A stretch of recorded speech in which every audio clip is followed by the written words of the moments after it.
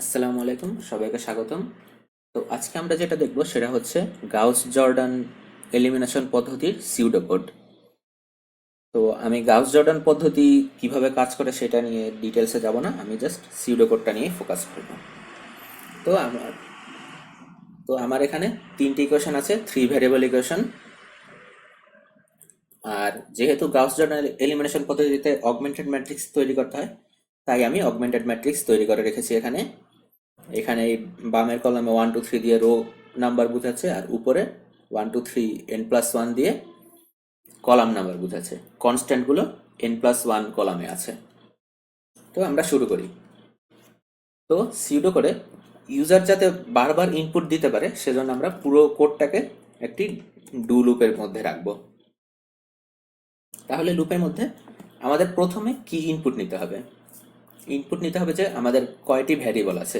তাহলে আমি input N সংখ্যক ভ্যারিয়েবল আছে, এন সংখ্যক ইকুয়েশন থাকবে এজন্য। তাহলে আমার এরপর পুরো ম্যাট্রিক্সটা ইনপুট নেব, পুরো অগমেন্টেড ম্যাট্রিক্সটা আমরা ইনপুট নেব একবারে।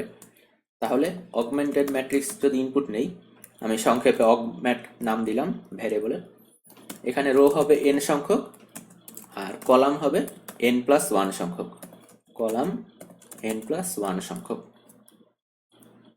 আর আমাদের ইকুয়েশন সলভ করার সময় ইরর আসতে পারে, ইনফিনিট সলিউশন আসতে পারে অথবা নো সলিউশন থাকতে পারে। সো এটার জন্য আমাদের ইরর ডিফাইন করতে হবে। ইরর ইকুয়াল টু ফলস দিয়ে রাখলাম, যে এখন আপাতত কোনো ইরর নেই। আর ইনফাইনাইট সলিউশন, এটাও ফলস, যে আমার এখনো কোনো ইনফাইনাইট সলিউশন ইরর নাই। আর নো সলিউশন ইররটার জন্য আমাদের আলাদা ভ্যারিয়েবল দরকার নেই, কারণ যদি ইনফিনিট সলিউশন ইরর না হয় তাহলে নো সলিউশন ইরর হবে। তো আমরা ফার্স্টে ডু ফর লুপ চালাবো একটা।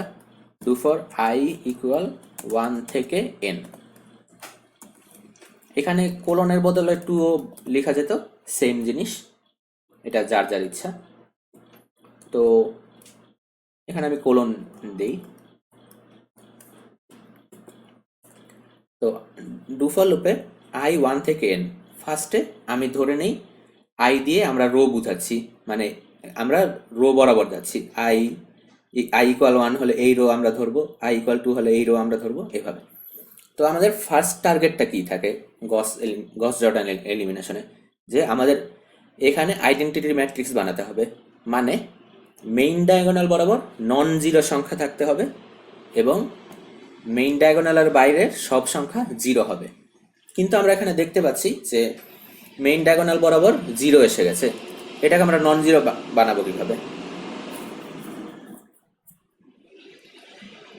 তো এটাকে নন জিরো বানাতে গেলে আমরা একটা কাজ করতে পারি, সেকেন্ড রো এর সাথে সোয়াপ করতে পারি। যদি সেকেন্ড রো আর ফার্স্ট রো এক্সচেঞ্জ করি তাহলে আমাদের ফার্স্ট রো এর শুরুতেই 5 এসে যাচ্ছে। আর তাহলে আমাদের প্রবলেম সলভ হয়ে যাচ্ছে, এই জিরো থাকার প্রবলেমটা। তাহলে আমরা ফার্স্টে কি চেক করব, যে এখানে যদি জিরো হয় তাহলে এর পরে কোন রোতে নন জিরো সংখ্যা আছে সেটা চেক করব। তাহলে আমাদের ফার্স্টে চেক করতে হবে এটা জিরো নাকি। ইফ অগমেন্টেড ম্যাট্রিক্স এর আইতম রো এর আইতম কলামের ভ্যালু যদি জিরো হয়, তাহলে মানে মেইন ডায়াগোনাল বরাবর যদি জিরো পাওয়া যায়, তাহলে আমরা একটি ভ্যারিয়েবল ধরে নিই সি ইকুয়াল 0। এটা আমাদের প্রত্যেক রোতে যেতে সাহায্য করবে। এরপর আমরা একটি ডু লুপ চালাবো, C equal to c+1। C equal c+1 মানে প্রত্যেকবার প্রতিটা নতুন রোতে যাচ্ছি।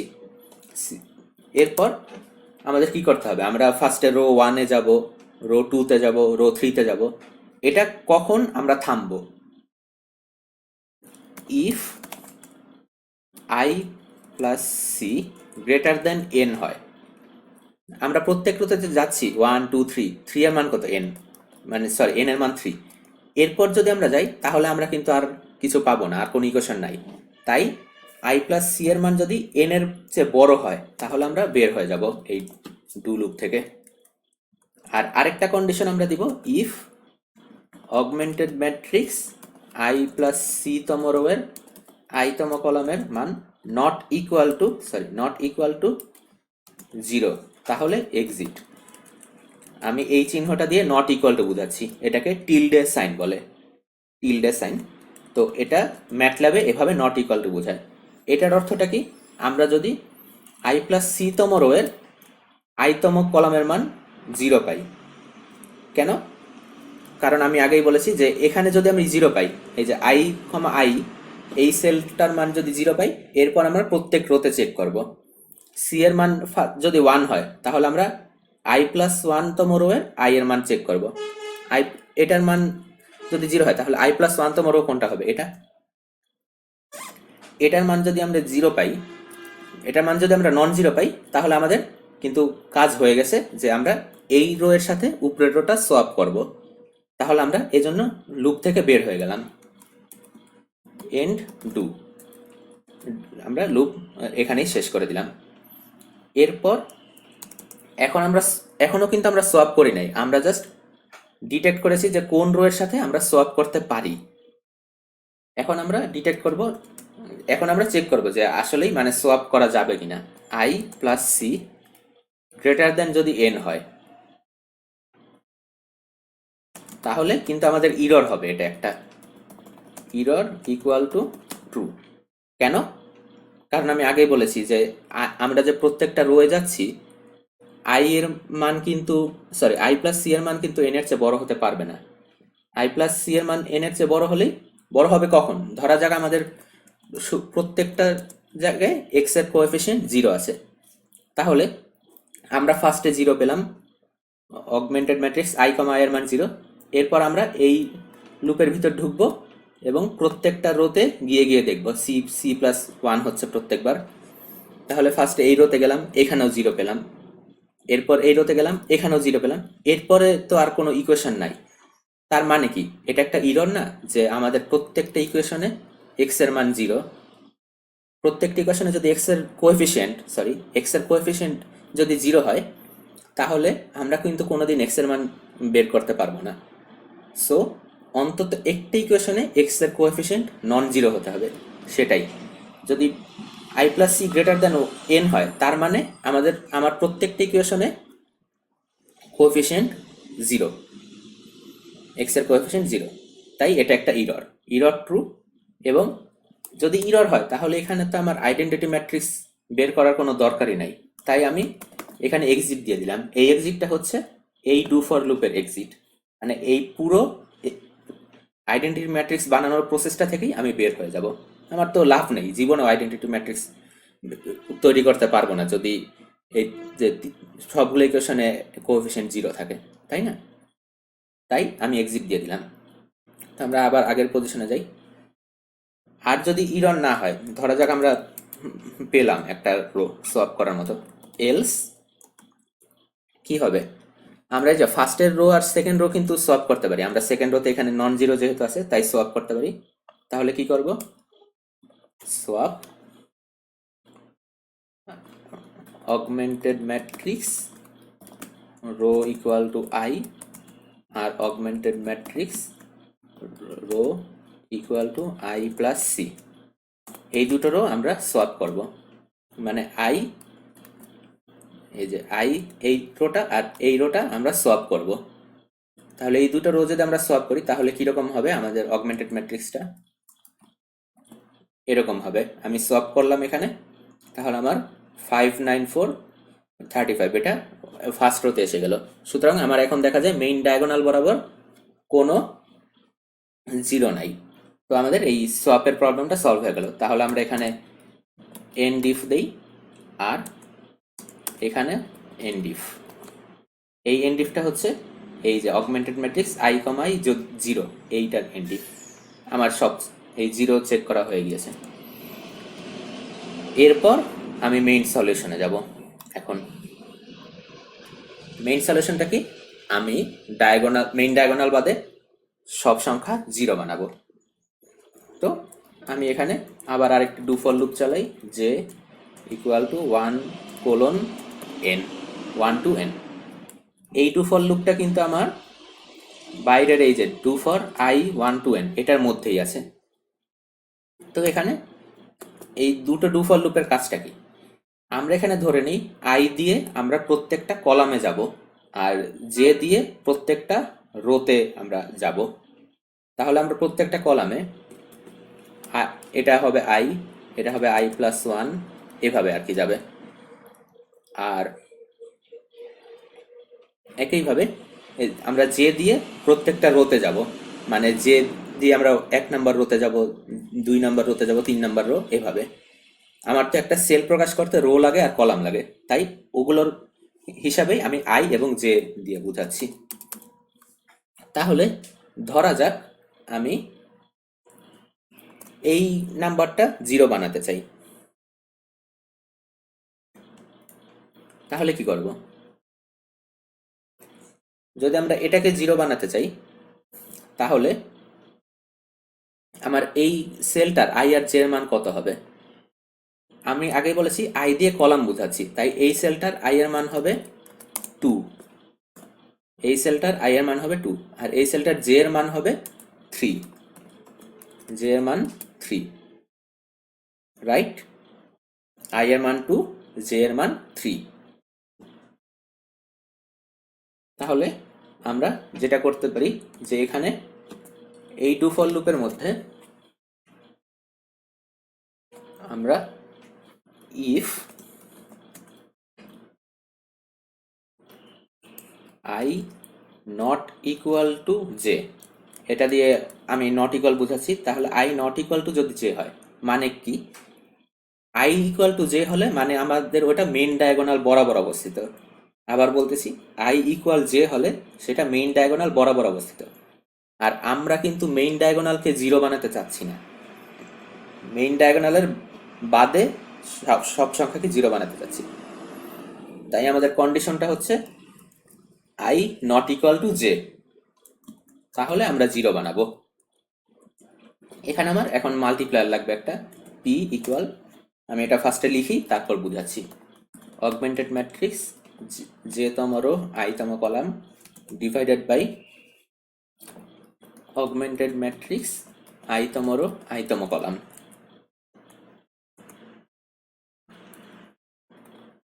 তো এখানে এটা দিয়ে কি বুঝাচ্ছি? আচ্ছা, তো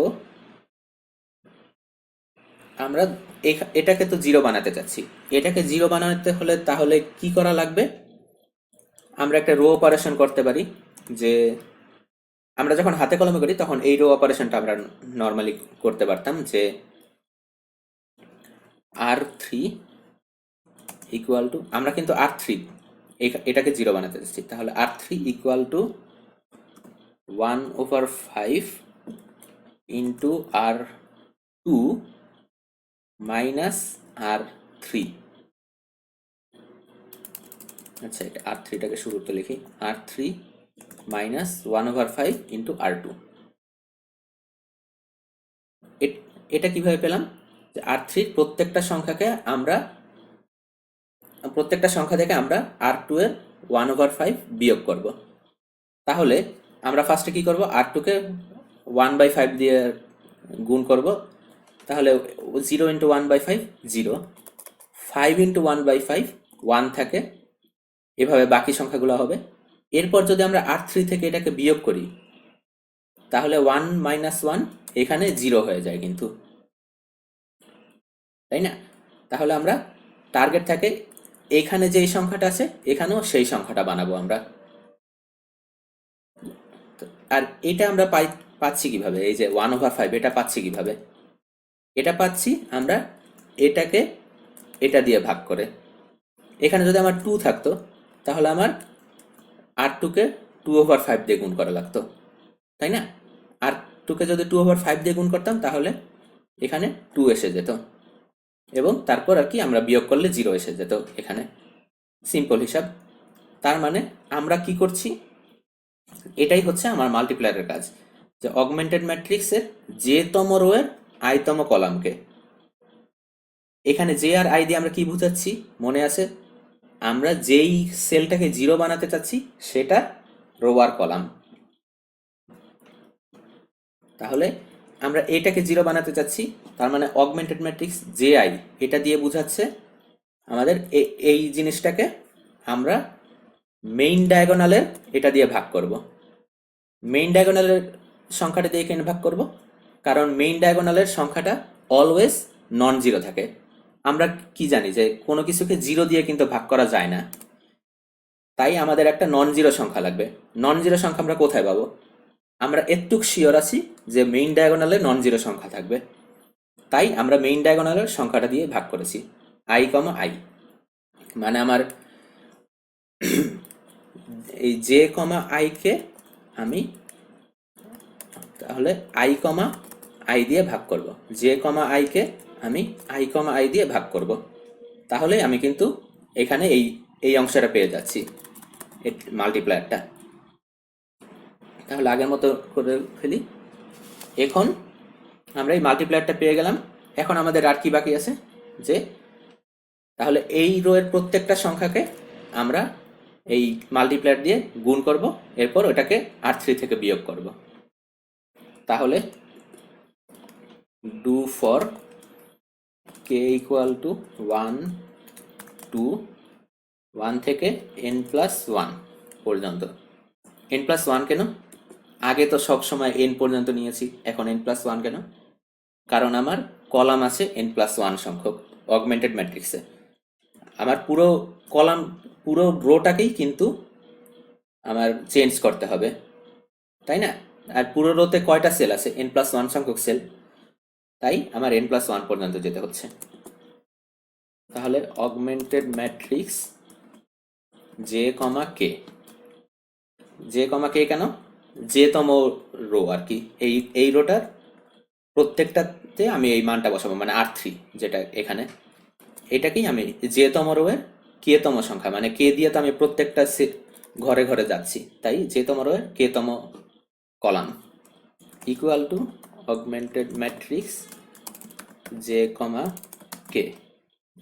এই যে R3 ইকুয়াল R3 মাইনাস, তাহলে মাইনাস এই মাল্টিপ্লায়ার মানে প্রোডাক্ট ইনটু R2।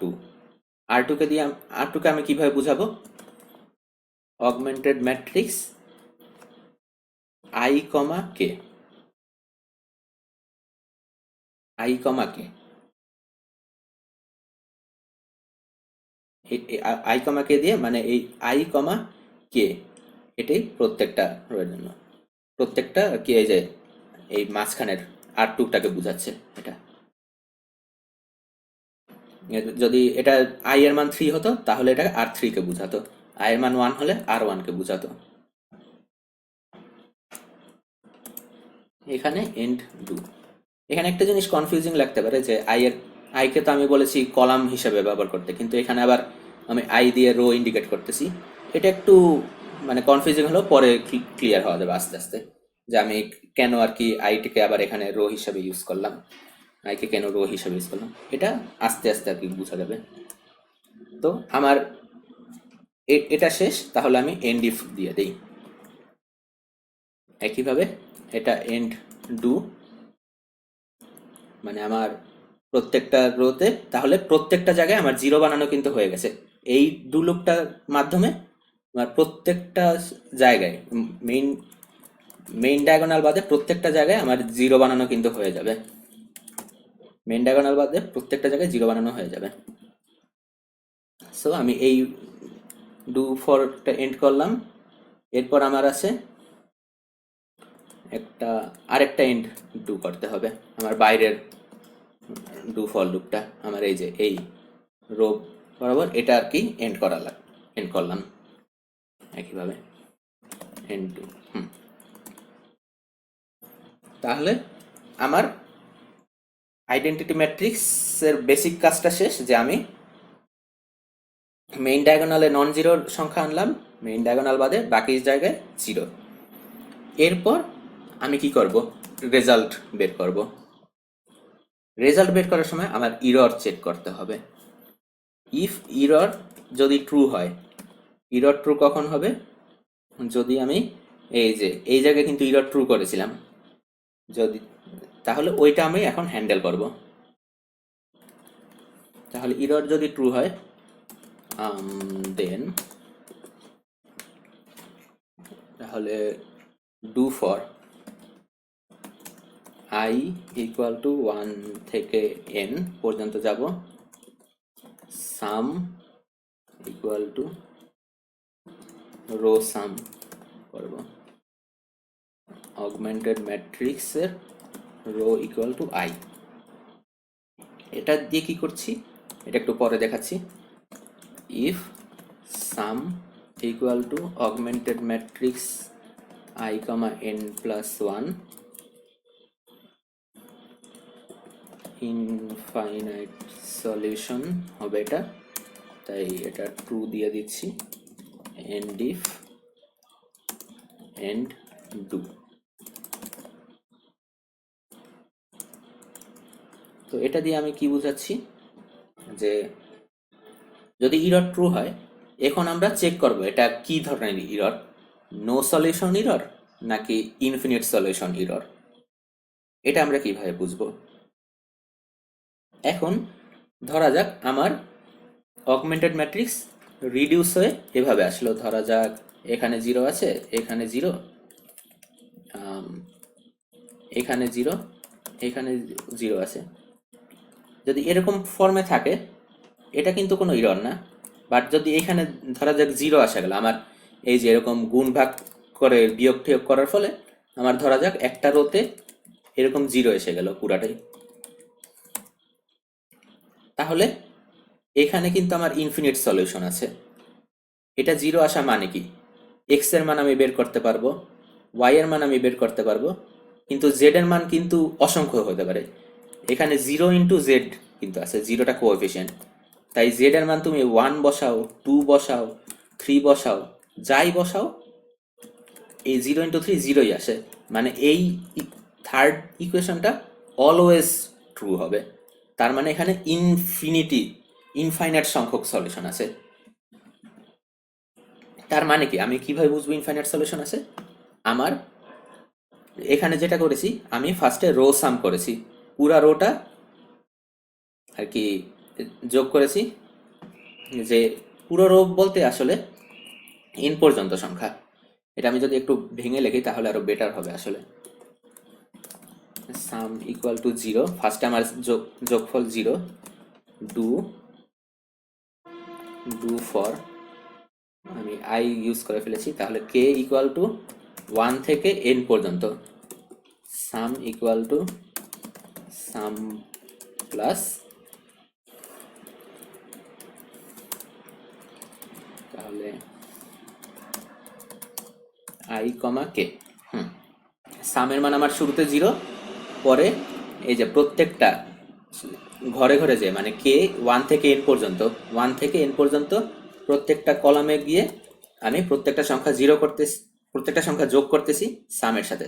সাম equal sum plus augmented matrix sir আইতম রো এর কে তম সংখ্যাটা।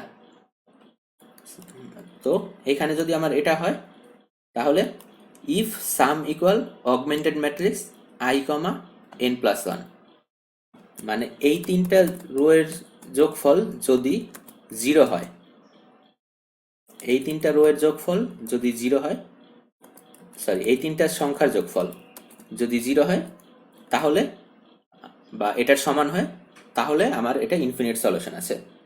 এটা আমি সাম ইকুয়াল এটা না দিয়ে একবারে 0 বলতে পারতাম, সেম জিনিস, বাট আমি একবারে শেষেরটার সাথে চেক করেছি যে এই তিনটার যোগফল শেষেরটার সমান নাকি, তাহলে ইনফিনিট সলিউশন হবে এভাবে হলে। বাট যদি এখানে সবগুলো 0 না হয় তাহলে কিন্তু আমার ইনফিনিট সলিউশন হবে না। এখন আমার এন্ড ডু করলাম, এরপর আমি চেক করব এটা কি error. If infinite solution true, then display কি করব, ইনফাইনাইট সলিউশনস এক্সিস্ট, এলস যদি ইনফাইনাইট সলিউশন ট্রু হয় তাহলে ইনফাইনাইট সলিউশন, আর যদি না হয় তাহলে আমার no solution, else display no solution exists, এটা আবার এন্ড ইফ। আমার ইরর চেকিং ডান। এখন আবার আরেকটা এন্ড ইফ করব, সরি এখন মানে এই ইররের এই ইফের এটা আর কি ইরর চেকিং ডান। তাহলে আমার এখানে যদি ইরর না থাকে তাহলে আমি এলস ব্লক তৈরি করব, যে এলস ব্লকে আমার যাবে। এলস ব্লক মানে কি, যদি ইরর না থাকে, ইরর যদি ফলস হয়। তাহলে আমি এখন কি করব, আমার এখন এই যে মেইন ডায়াগোনাল বরাবর যে নন জিরো সংখ্যা আছে, আমার আইডেন্টিটি ম্যাট্রিক্স বের বানাতে হলে এটা কি করা লাগবে, এখানে সব 1 আনা লাগবে না? 1 কিভাবে আনবো, এটাকে এটা দিয়ে ভাগ করব। তাহলে do for I equal to 1 থেকে n পর্যন্ত রোতে যাব।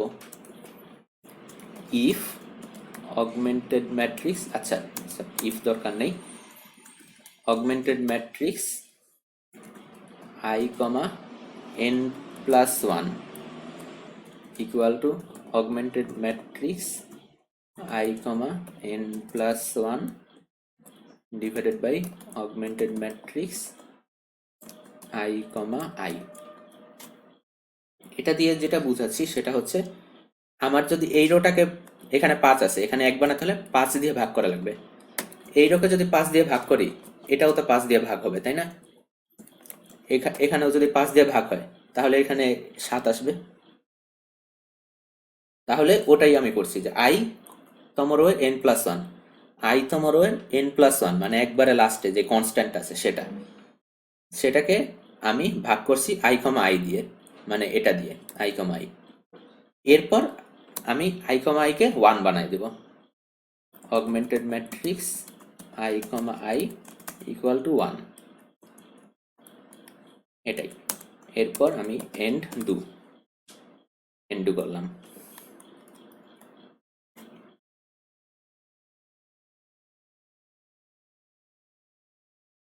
এরপর আমি যেহেতু সবগুলোকে আমার 1 বানানো হয়ে গিয়েছে, তাহলে এখন ম্যাট্রিক্সটা কিভাবে হবে, এরকম আসবে ম্যাট্রিক্সটা, আর এটার সলিউশন আসবে এখানে ডানে সলিউশন থাকবে আর কি।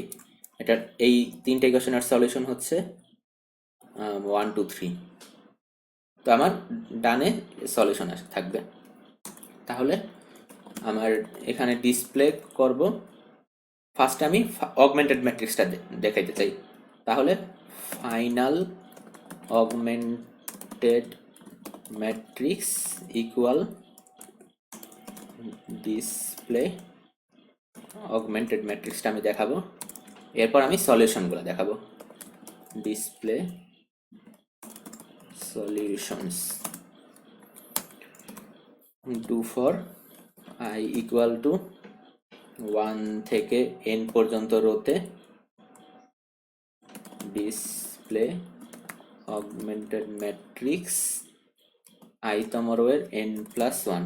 n প্লাস 1 কেন, n প্লাস 1 কলামেই আমার অ্যান্সারগুলো আছে, সলিউশনগুলো আছে, তো এটাই আমি দেখাচ্ছি। And do,